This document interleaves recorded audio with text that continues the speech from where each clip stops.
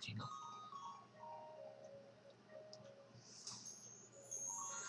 Hey, Hombre. Hombre, what are you doing over there? What? Hombre, what are you doing? I'm playing. I'm replaying Link Between Worlds because it's so awesome. Have you tried it? Have you played it? Have I tried it? Hombre, that came out like a freaking week ago. 2 weeks Like ago, 2 actually. weeks ago. Oh, it's been that long already? Hmm. Nonsense. Either way, we don't have time for that nonsense. We don't have time to Oh, play okay. video games anymore. We gotta talk about them now. Yeah. Okay.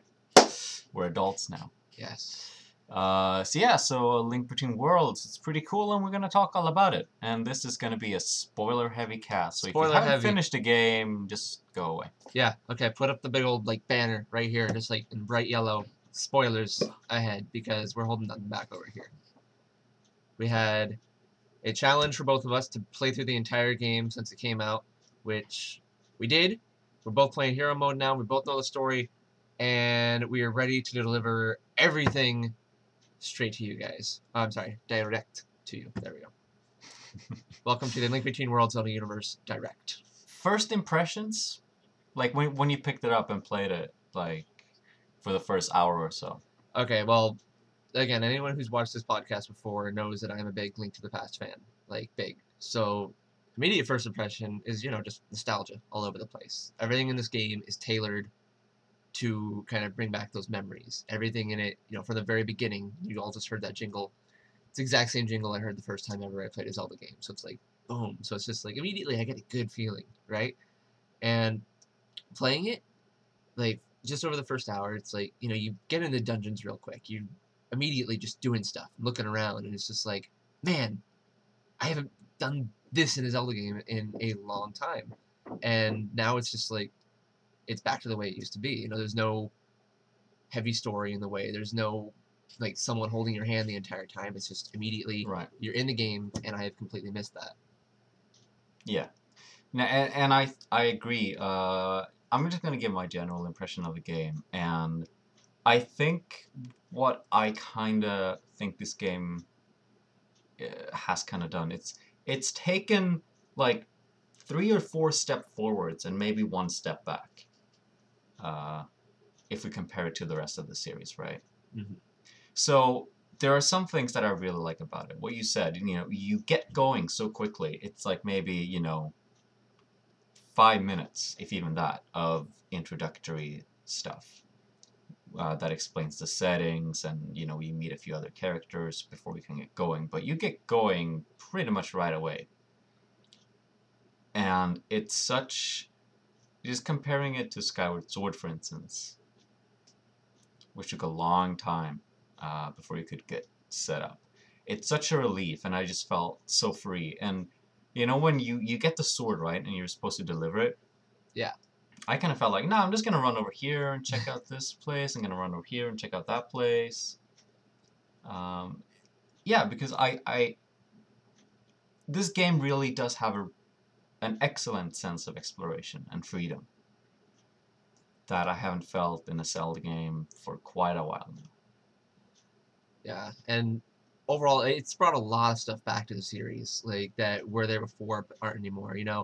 I think a big part of combat in the 3D games went less away from how much like health an enemy has to more like how you defeat them. This really focuses on some enemies have exceptional amounts of health. Like they brought back my favorite enemy, for example. They brought back Lionel's, Yeah. and freaking take forever to kill. And I was like, this is awesome. I love that the enemies actually have like a whole bunch of defense like that. Whereas before it's just kind of like, as long as you're swinging your sword right, you're gonna get them. Here it's different. One thing I want to say though that I didn't like about that, specifically about fighting enemies, is they've put in, I'm gonna call it a flinching system, to where every time you hit an enemy, they flinch. And if you get an enemy backed into a corner, you can kill them real quickly. So yeah, but even especially for Lionel's and the Cyclop guys, the Hinoxes, you just need to get in close. If you can just get them in the side or in the back, they can't see you coming, and then you have them because you can just like slash step forward, and so on. So I agree with you there. It's a bit too simple. I mean, I don't mind that they have those kinds of mechanics for lesser enemies like choo-choos. Mm-hmm. Um, Which there are none in this game, Hombre Mundo. Those are buzz blobs. why? I know we had this discussion, but why? Like, aren't Because they're there? buzz blobs, man. No, but one of them is buzzing. I don't know why the other one's not buzzing. That But I one of didn't them, so there understand. are both buzz blobs and choo-choos, right? Because the No, buzz no, blobs need to buzz, no. otherwise they're not. They're both buzz blobs. It's just one of them is not buzzy. I don't really know why. It confused me at first because like I accidentally hit one. I'm like, oh no, and I'm like, oh, I didn't get shocked. So those are chews. No, those are still buzz blobs, darn it. Why? I What's the definition of a chew oh, versus the oh my definition of a goodness. buzz Oh my blob? goodness. We need like a Super Mario World type thing where the end credits of Super Mario World that tells you the name of every enemy. Yeah. But Okay, so that about the end, and yeah, yeah. that's like a small thing. Right, but I still liked it because there's even though they flinched, they did put you in situations where it was a lot harder to keep just attacking like that. So for Yeah. like the Tower of Treachery, for example, which is way fun. You've got to be a lot more careful about that because they give you 3 Lionels at once, and it's like okay, so there we go. That's a better challenge. I like that. So you can't make all of them flinch at the same time. Yep. Yeah. Yeah, for sure. And I can say that another thing that I really liked about this game is just the dungeons. The dungeons, Yeah. I think, for the most part, were brilliant. For And I sure. think, if you're gonna say something important, go ahead. No, I don't ever say anything important. Okay. Well, basically, again, I want to compare the dungeons here to the latest Zelda game, not counting remakes, which is Skyward Sword. And in Skyward Sword, I kind of like the dungeons, but here, I felt like the dungeons of A Link Between Worlds were a lot shorter than the ones in, for instance, Skyward Sword. Mm-hmm. And I think that's a good thing because they felt a lot more intense. Whereas in Skyward Sword, like you would walk in a dungeon and you would walk around and you would slowly and steadily you'll progress, and it would take its due time. But in A Link Between Worlds, like if you were good, you could solve a dungeon in like 10 minutes. Yeah, and it's not because they're super easy or anything. It's just because that's just how they're designed. It's going to be a good Yeah, challenge for new fans, but for old fans, it's still a challenge, but yeah, it's for one that you sure. can just get through quicker. Because how many times do you really need to freeze something and then push it somewhere? You only need to do that like one time before you get it, and if you do that more than once, it's going to just be repetitive at that point. And I Yeah. like that they did that. I like that they cut out a lot of the fluff of dungeons. Even one thing I was really surprised about when I first went to a dungeon was there's no more dungeon map to get. And that surprised me greatly. I'm like, holy cow, I just fill in the map as I go and I could see all the floors right away. I could see the general outline of the dungeon. Yeah, it's And really nice, I yeah, think. And I I, think yeah, they did a good thing with the compass because before it was they got rid of the compass and mm-hmm, kept the map. right. But now they did it the other way around. But now the only thing that the compass does is it tells you the location of treasures, and that's a really good thing. Just because you want to get all the treasures, you want to Yeah, get the master ores and all the other cool things. yeah, for sure. And I think that's something they did definitely improve on. Because at first I'm like, no map? Well, that's weird for a Zelda game. I'm gonna like the map, but then as I played it, I'm like, no, this is good. I like this a Hmm. lot. Yeah. Yeah, and I think overall, it's just kind of before this point, I've considered 3 Zelda games to be the most perfect Zelda games, Hmm. and they were A Link to the Past, Ocarina of Time, and The Minish Cap. And you all know I don't really like Ocarina of Time that much, but I still consider it to be one of the most perfect Zelda games. I consider it to be Yeah. when you think about Zelda and the general way it's supposed to progress, that's one of them that fits it. All 3 of those Yeah. games fit it perfectly. They have the perfect sense of exploration, perfect sense of story progression, perfect sense of using your items to solve things. Just everything in it is set up very, very well. And Hmm. honestly, I mean, I know this is really soon to be saying this, and I gotta play it a few more times, but I'm pretty sure I'm gonna be calling Link Between Worlds to one of the most perfect Zelda games too. Okay. I want to actually because here's one of the things. Um, I agree with what you're saying Mm-hmm. because, like I said, A Link Between Worlds does so many things right. It sets you off right away. The combat is good. I like a lot of the enemies. The dungeons are amazing. My favorite dungeon so far was the I don't know what the dungeon in Low Rule where you fight the Helmarok King. The Dark Not Palace the dungeon. Helmarok King. Is it The Helmarok? Helmasaur King. You're close. Helmasaur King. Yeah. Helmasaur King. Gotta get those prefixes down. Yeah. I think that was an amazing boss, and the temple was Yeah. like the mood and the music. It was great. I mean, I liked a lot of dungeons. I liked most of them. Mm-hmm. And I liked how, some dungeons played really differently. Like the Thieves' Hideout Mm-hmm. dungeon, that more so played out like an escape mission. I really like the change of pace. And, how they have the more action-filled music. And I always felt like I'm going to run and, just get out of here quickly. For sure. It was great. And I really liked the direction that they took with the story. All the way to the end. I mean, they had this thing going with Hilda, being the main antagonist, Yeah, kind of. which did you see that coming? Because I totally did not.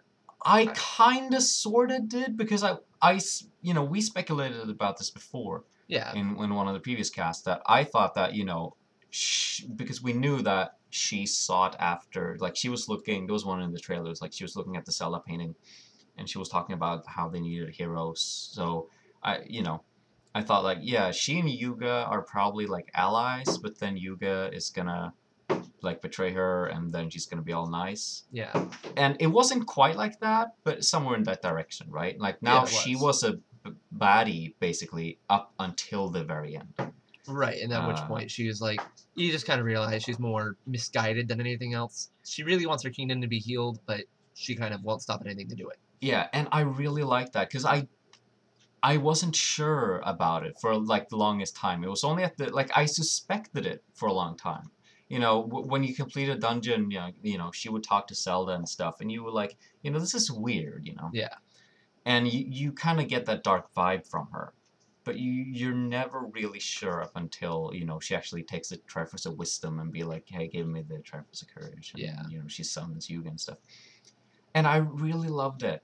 Yeah, it was really good. But it just, at the very end, it kind of fell a bit flat. You think so? I'm gonna have to explain this thoroughly, because it's gonna sound like really shallow. Okay. But I wanted Hilda to be the final boss. Okay.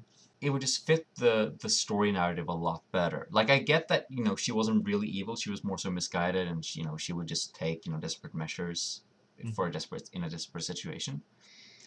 But it just, I wanted Nintendo to go all out on this. That when, Yuga was defeated, you defeat him in his first kind of Ganonish form, or whatever you want to call it, and that he or Hilda would actually take the Triforce of Power and you would fight her. Or maybe just fight her without the Triforce of Power. It doesn't matter, just fight her. Right.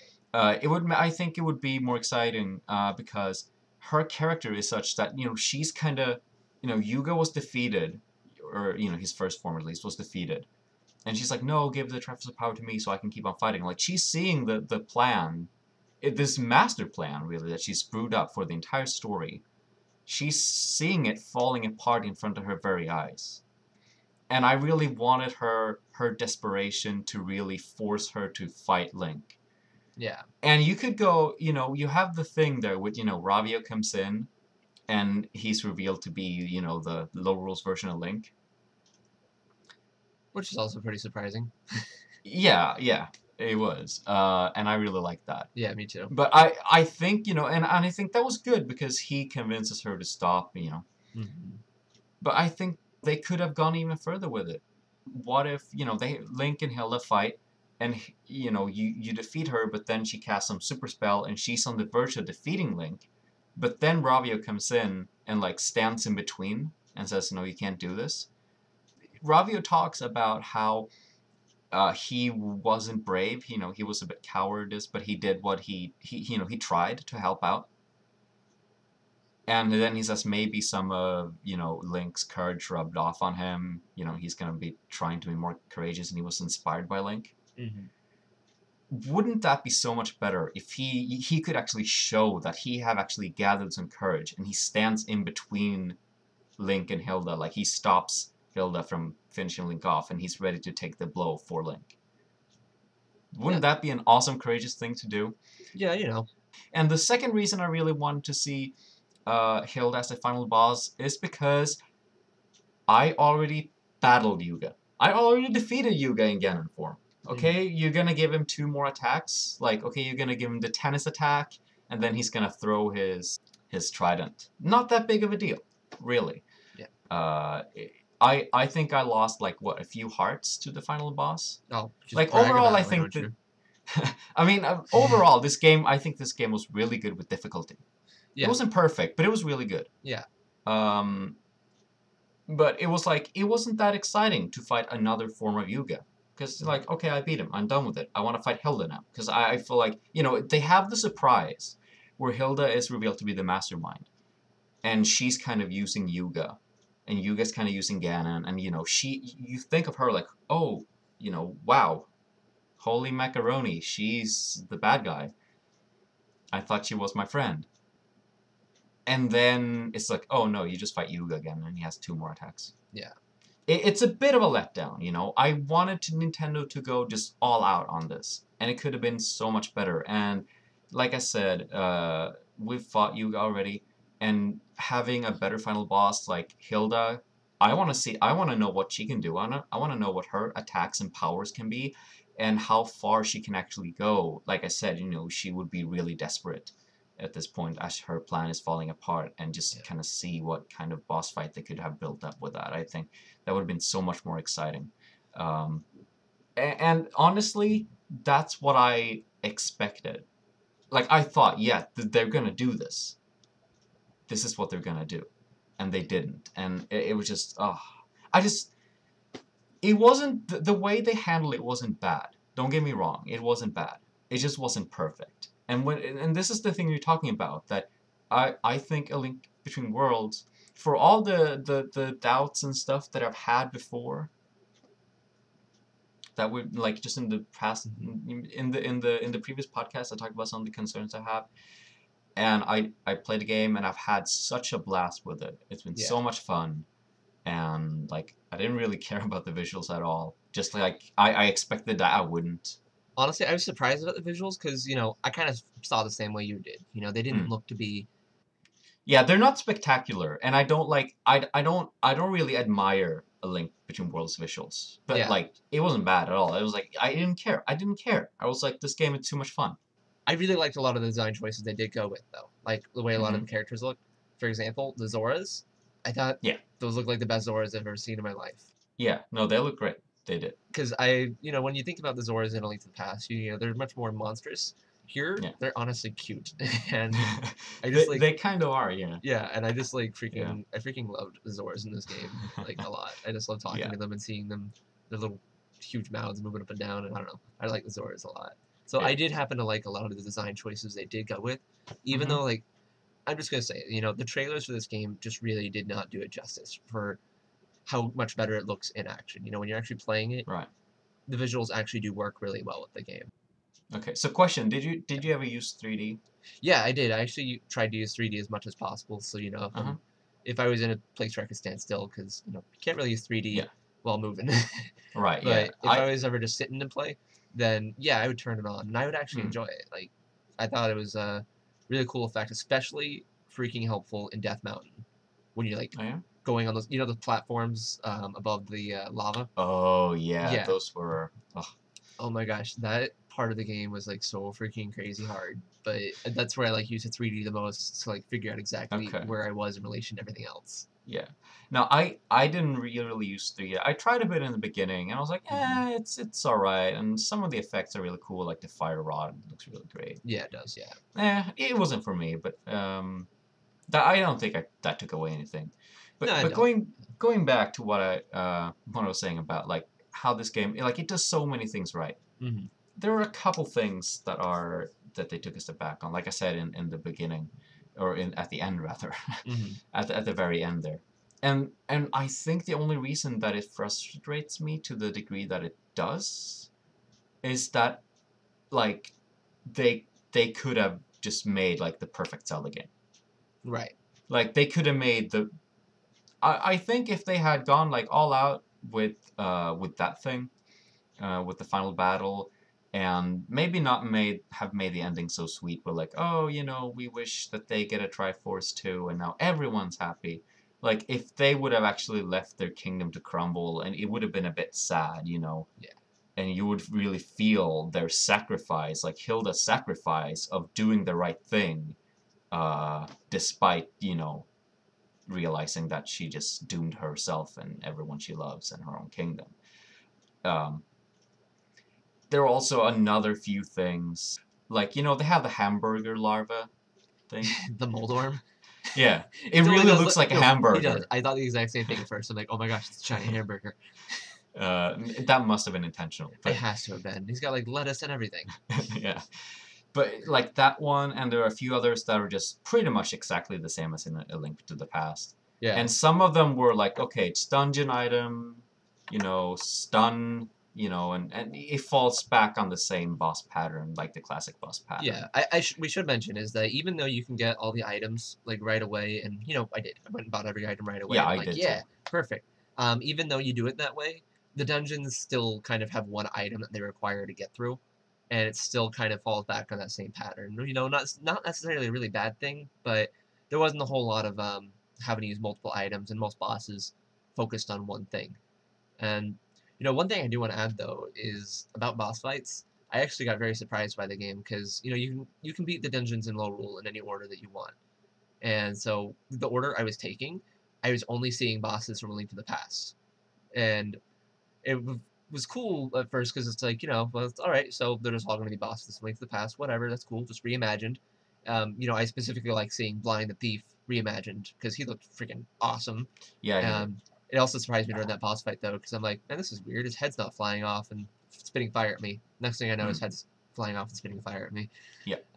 But so I just assumed that, and so I go to the Skull Woods next, and I'm like, all right, time to fight Mothula, and then the giant skull eyeball hand thing. Yeah, I really armor like thing. that boss. Yeah, I comes think out. that one was.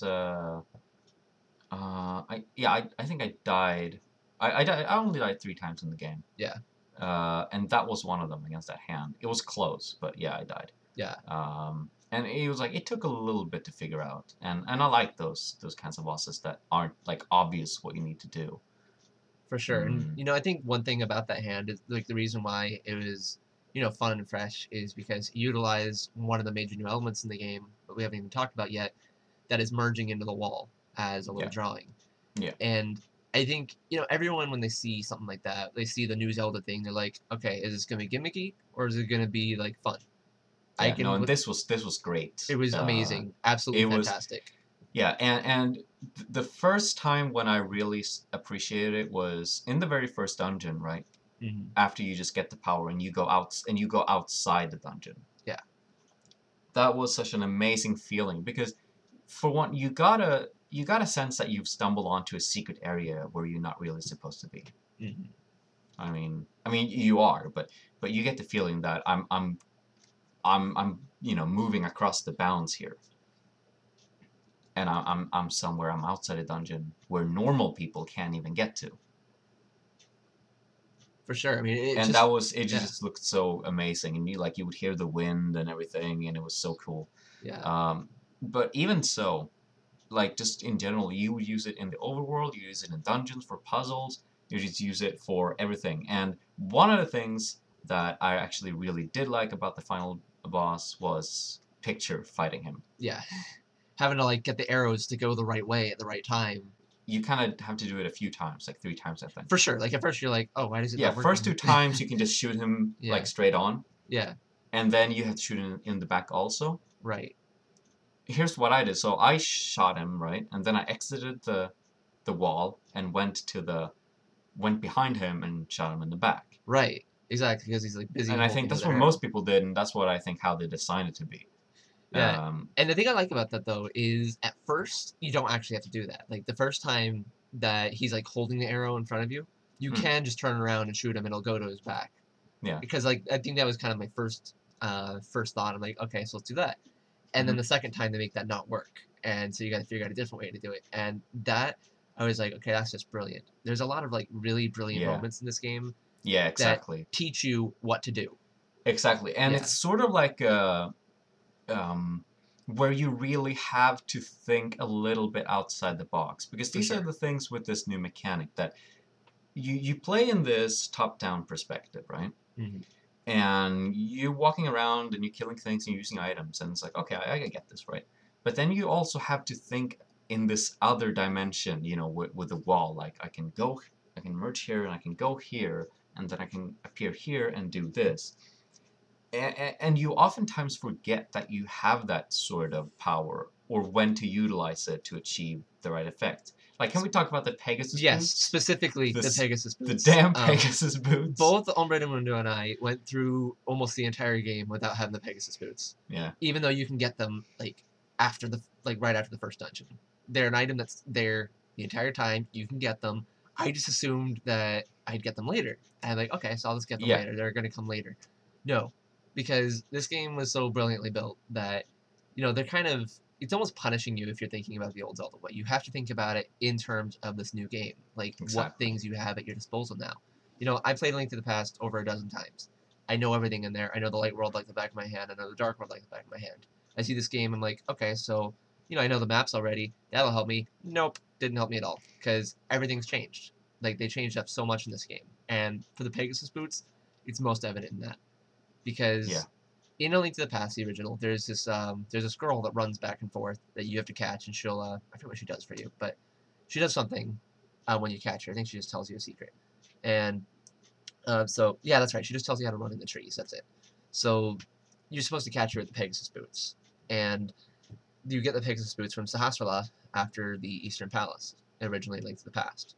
So in A Link Between Worlds, there's this thief that steals the smooth gem from the Zoras and makes the Zora Queen really fast somehow, and he runs really fast too. So my first thought is, okay, so I can catch him when I have the Pegasus Yeah, boots. that's what I thought too. I was like, okay, I mean, and here's the thing, like you think that's the solution, like you have it in your brain. Okay, Right. Pegasus boots, I can catch him, like and you stop thinking about it because Right.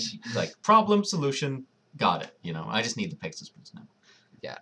But instead, you kick yourself after you figure it out because what you actually have to do is like he's standing right in front of a wall. He's standing Yeah, directly in front of a wall. You look at every other wall in the game and you're like, oh, let's merge into that, see what happens. For just some reason, you don't think that about that wall because you've already yeah, thought about how the Pegasus boots works. So they're essentially punishing us for thinking about how it worked before with the running person. And yeah, honestly, I really like that because as a longtime Zelda fan, it's like it just I was really worried that everything in this game would be easy for me because I already knew everything. yeah, But yet they still managed to throw new things in there like that. And because I wasn't thinking the way the game was intending me to think, I was thinking with other games, it was actually hindering my progression in the game. yeah, and and like I said, that's one of the things that makes me so frustrated that they didn't go all out, and they did fall back on a few things. Like one of the things also that is a common concern in a lot of Zelda games is that um, you have the main villain like Yuga, and he siphons Ganon and kind of takes his body and transfers the power, right? Mm-hmm. But then he just stays in the castle and does nothing, and you can't really feel the sense of peril. Like you don't feel like, oh, there's no threat here. I just can like go around and do whatever I want because Mm-hmm. the villain's just chilling in his castle. Like there are a few things like that, and like I said, what we talked about before about the final battle and a few of the bosses, and there are a couple of design choices that they could have just done a bit more with, because like you said, with these things like the Pegasus boots, at some moments, and there are also some dungeons that are just ingenious, where you're kind of like, wow, I didn't even think of these things. I didn't even, like, these kinds of puzzles I haven't even seen before. They've really gone all out in some aspects of the game, and they've done it so well. And then there are just a few more things that they didn't think as hard, that they didn't try as hard with, or they did they made the wrong choices with. You know, and I can see that, and that's bound to happen in pretty much Of course, almost every it game. is. It's It like is, and it's it's like bound to happen. you can't blame something for not being perfect. But I'm like, Right. it's so close. It was like Yeah. it was so good. Just a little bit further, and I would have, just a little bit further, and I would have happily said this is the best Zelda game ever. Yeah. It's better than Ocarina of Time. You know, which is my favorite I Zelda like it. game. I like it more than Ocarina of Time. I'm not gonna lie. That's fair, but you're a I'm link me. a link to the pastist. Yeah, exactly. Whereas I'm not, and but it was so good overall, Yeah. and huge creds to Nintendo for daring to do this because I think a lot of people were justifiably scared that, and we shared some of those concerns too, that they would just not dare to do enough and they would fall back too much on tradition Right. and A Link to the Past, and it would just And kind of be like a half remake sort of cheap cash in, like a new Legend of Zelda right. kind of new Super Mario Brothers kind of game.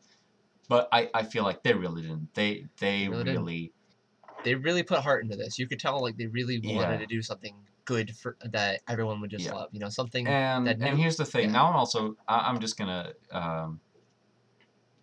talk a little bit, and I'm gonna seem like a douchebag. I think talking about this, but Probably. You're already when wearing sunglasses.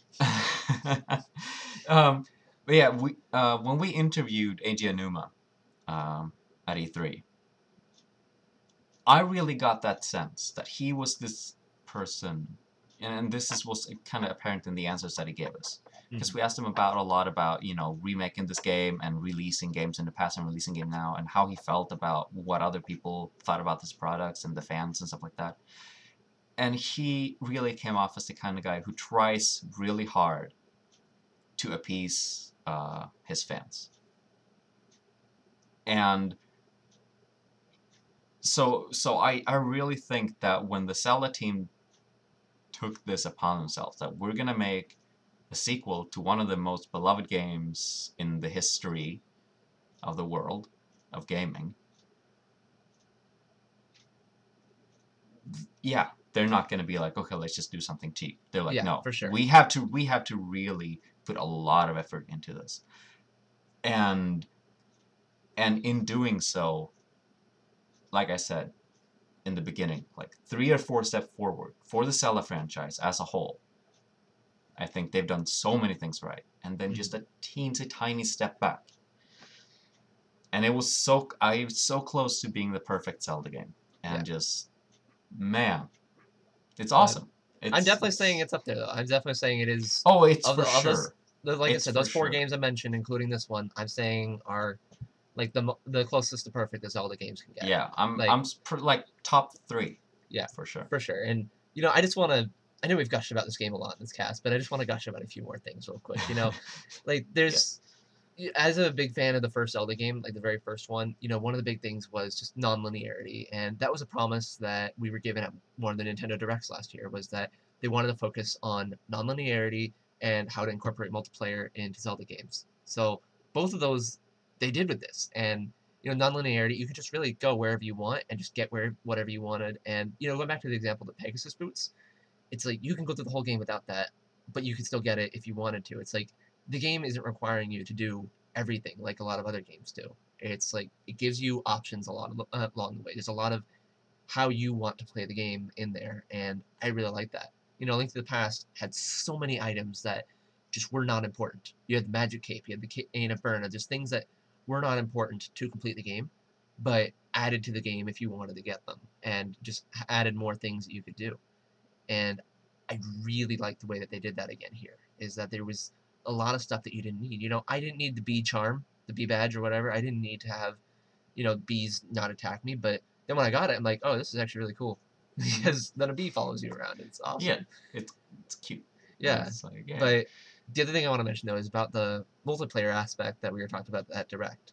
You know, we first saw a little bit of multiplayer being put into Zelda. Like after that point, we had Four Swords. I'm talking after the point of the Nintendo Direct, they incorporated the Miiverse into Wind Waker. And having played that, I'm not gonna lie, that was almost useless. Okay, it's like I'm not saying Wind Waker HD is bad at all. Okay, I want Right. to clarify that I love it so far. All right, I mean, I love Wind Waker. all in all. So why wouldn't I love the HD remake? But the Miiverse bottles is just like, if I wanted to go to Miiverse, I'd hit the home button and go to Miiverse. The bottles don't really add a lot to it. Like, it was a neat little thing, but Yeah, it was a cute idea. this was a lot more fleshed out. Now, I'm Right. saying this, it seems a lot more fleshed out, because I actually tried it. Because nobody where I live, apparently, has a 3DS. I don't think I think I've got, like, one Street Pass in my town, ever. Yeah. I need to go, like, to Stockholm. They don't get Totally much. you do, because I'm here to say is like I've done a lot of Street Pass games, okay, and so far the best implementation of Street Pass was those 4 games that Nintendo sold a few months back that were specifically Street Pass games. Those are fantastic. I'm not gonna lie, they're great. I wasn't expecting to be great, but they are. But Link to the Past, I live in South Florida. There's a pretty good amount of 3DS owners around here, and I actually, the day after Link Between Worlds came out, I went to the Final Fantasy Distant Worlds concert in Miami. And for those of you that have ever been to a concert featuring video game music, like if you've been to the Zelda Symphony, for example, everyone brings their 3DSs. Yeah. Like everyone does. So you go there and you get loads of street passes. So I blew up in my game. I got 20 street passes after going to that, and it is freaking fun. What happens is there's this little place in Kakariko Village that there's all these signs that'll pop up every time you get a street pass. A sign pops up, and that person, like their state at that game. So like if they just began, you would have the option to fight them as they are. So if you're gonna fight me right now, you'd be fighting a Link with the golden sword, the red mail, the Hylian shield, and then the boomerang and I think I'm using the ice rod. Yeah. And you'd have to fight that person. So the sign tells you where to go find that person. It's like he's waiting at Hyrule Castle. So you go to Hyrule Castle. There's a Shadow Link waiting there. You talk to him, and then you just go to this little arena where you fight him. If you win, you get rupees. If you lose, whatever. I haven't lost yet, just so you know. But it's way freaking fun because it's a good way to get rupees, which in this game, rupees are pretty important. Everything's very expensive. And 2, it's just, I don't know, it's a fun little diversion because I think there's lots of enemies in the game and they all have a lot of different features, but fighting another Link is way different because, he's got the shield, he's got the different items, and there's just a lot more to it. And it reminds me of fighting the Dark Links at the end of the remake to A Link to the Past for the Game Boy Advance. If you unlocked the secret dungeon by playing 4 swords as well, you fight 4 Links at the end of that, and that was like one of my favorite boss fights of the entire Zelda series. Yeah, I think it's a really good way to, in some way incorporate multiplayer, and that's what they said. They wanna explore multiplayer, and I feel like that's what they've done. They haven't been like, oh yeah, let's just make a co-op, mode, because that's what everyone does. Yeah, they're utilizing the console's features to really bring us something cool. Which is really good, and it's opposite of what I was expecting, because, I played Pokemon X all the way through, and the Street Pass features in Pokemon X are almost absolutely useless. It's like, you would think, a game like Pokemon, all about socializing and trading and all this stuff, you'd think they would have something cool, like maybe you put a Pokemon into your box that will trade with someone as you walk by, something like that. But no, it just gives you little points to buy items with, and it's like, I was expecting something big, Pokemon, come on, but Zelda, the mostly single-player game that I wasn't expecting big things with Street Pass, really excelled with it and did something that I think was just absolutely fantastic. Oh, final thing. Yeah. Oh, okay, fine. One more thing. Here's also one thing they should have done. They should have included difficulty, like either hero mode from the beginning, or just like, what's wrong with just the regular difficulty things? Because isn't hero mode the same thing? Like you won't find any recovery hearts and enemies deal more damage? It's actually different, and you can find recovery hearts this time, thankfully, because enemies deal quadruple damage. Okay, I actually just went to the Tower of Hera, and with 4 hearts, and realized, oh, Moldorm kills me in 1 hit. Good for me. Yeah. So okay, that's. But here's the thing, right? They don't need to have, I don't think Nintendo needs to have a standard mode and then like a hardcore mode. What's wrong with just enabling like easy, intermediate, and difficult from the very beginning? Okay, here's what I want to talk about. And then leave it at that. Here's what I want to talk about that. All right, about difficulty levels in Zelda games, and I've talked about in the past being in favor of them. But during my playthrough of Link Between Worlds, I came to a pretty major realization. All right, by default, I'm a completionist. I want to get everything there is in a game. But the way that Zelda games are made, it's made to have a difficulty mode immediately enabled. You know, if you don't want to have the game easier, you don't get all the hearts. You don't go and get all the heart pieces. And you know, as a completionist, it's like that's not the immediate thought for me. But Hmm.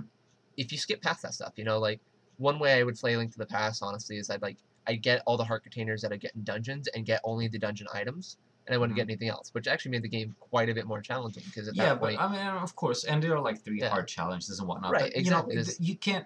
I don't like it when you have to rely on yourself to make the game more difficult. oh, I don't know. I don't mind that. I really don't mind that. Like, I mean, it's not like, yeah, oh, I hate it, I never do it. yeah, But it's they should have just have difficulty settings. Like it's not that hard to just make hero mode available from the start, like they did with Wind Waker. That was great.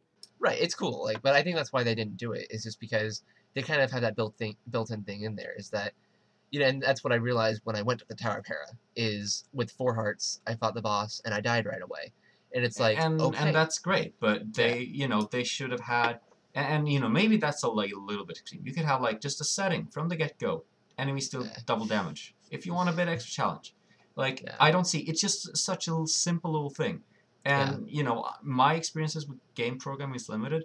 But that should be like a very short, like that's a whole lot, like 2 lines of code being like, if right. this is selected, all damage X2.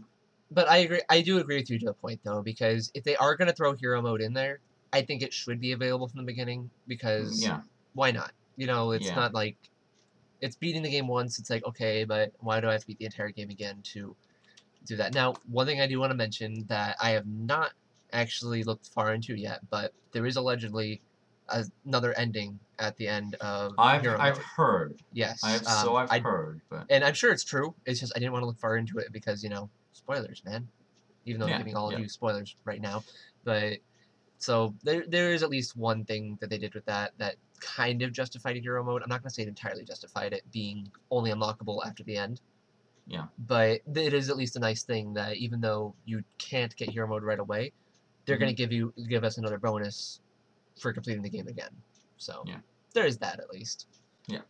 Yeah. And hopefully that's true. That would be cool to see Yeah, for sure. an additional ending. Maybe For that will be sure. the sand ending that I crave.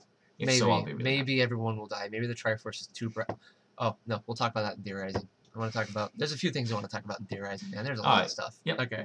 All right, that's it for this time. Hope you enjoy this pretty long cast, but it's an amazing game, so I think Yeah. that justifies that. Yeah. It's a game that's we want to talk a lot about because it is really that good. Yeah, and we're gonna keep talking about it. And we Mhm. talked about it on the forums. So if you want to talk about Link Between Worlds, check out the forums. Yeah. Link in the description. Link in the description. I'm Hombre Mundo, one and only man of world. And I'm Humulos. Goodbye, everybody. Over now.